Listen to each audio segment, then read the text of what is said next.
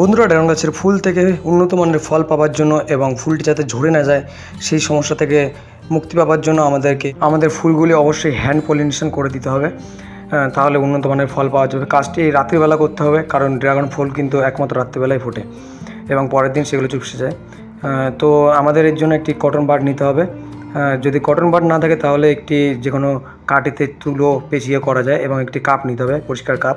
সেই কাপের মধ্যে পাশের যে পুং রেণুগুলো রয়েছে, পুংকেশরগুলো রয়েছে, তার থেকে পুং রেণুগুলো বা পুলেনগুলো সংগ্রহ করে আমাদের গর্ভের মুন্ডের উপর সেগুলো স্পর্শ করে লাগিয়ে দিতে হবে। তাহলে কিন্তু পরাগ মিলন সম্পন্ন হবে, হ্যান্ড পলিনেশন বা কৃত্রিম পরাগায়ন সম্পন্ন হবে এবং এর ফলে কিন্তু খুব সুন্দর ফলাফল পাওয়া যায় এবং উন্নত মানের ফল তৈরি হয়, ফুলগুলো নষ্ট হয় না সহজে।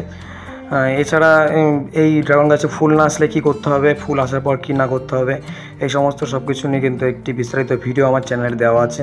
এই ভিডিও নিচে সেই লিঙ্ক তোমরা পেয়ে যাবে। অবশ্যই ভিডিওটি দেখো এবং আমার চ্যানেলটি সাবস্ক্রাইব করো।